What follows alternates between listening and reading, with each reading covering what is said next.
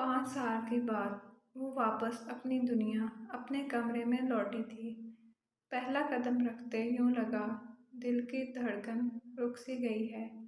ये चारदीवारी उसकी जिंदगी के कई राज अपने वजूद में समेटे हुए थी।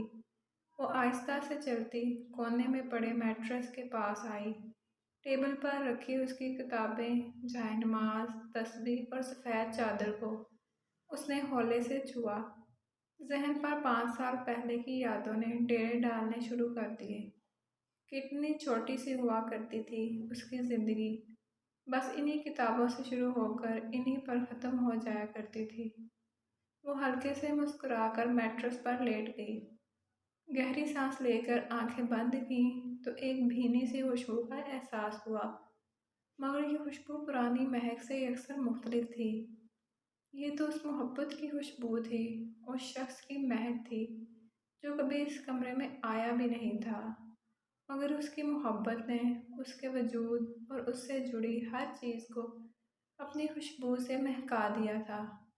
आंसू के 2 कतरे गाल से होते हुए उसकी गर्दन पर गिरे, जिन्हें मुस्कुराते हुए उसने साफ किया और उठकर कमरे के दूसरे कोने में लगे कदावर आईने के सामने गई। अपने अक्स पर नज़र पड़ते उसे 5 साल पुरानी वो लड़की याद आई, जिसकी आंखों से उसे मोहब्बत थी। वो इस लड़की से ज़रा सी भी मुशाबहत नहीं रखती थी। अब जिस वजूद को वो देख रही थी, उसे इन गुज़रे 5 सालों ने बनाया था।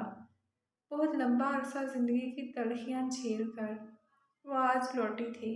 हालात से लड़ते लड़ते ना मासूमियत बाकी रही थी, ना ही वो खूबसूरती, पर अब भी आंखों में, चेहरे पर इत्मीनान बाकी था।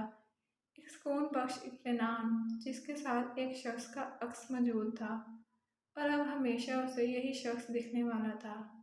अपने अंदर उसकी मोहब्बत का अक्स, जो अब कभी उसे तन्हा होने नहीं देगा, हमेशा उसके वजूद में दिखेगा, महकेगा। वो मुस्कुराती हुई पलटी और दीवारों को अपने हाथ से छूते चलने लगी।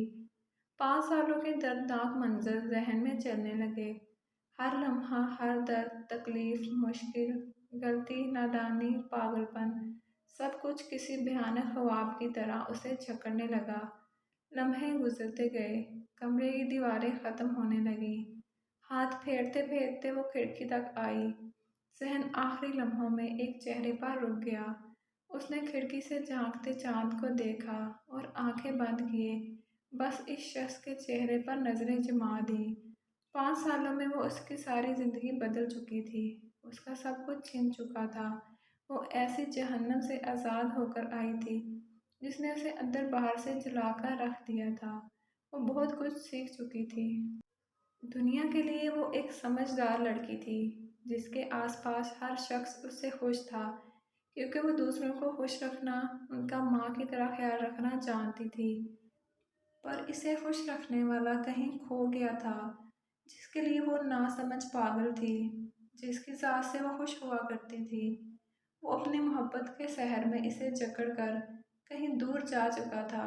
मोहब्बत की तपश से भरे आंसू उसके गाल पर गिर रहे थे। वो चांद को देख रही थी, पर नज़रों में, उसकी रूह में कोई और चांद झलक रहा था। तूने क्या किया ए ज़िंदगी, दश्तो दर में फिर आया मुझे। अब तो अपने दरो बाम भी जानते हैं पर आया मुझे।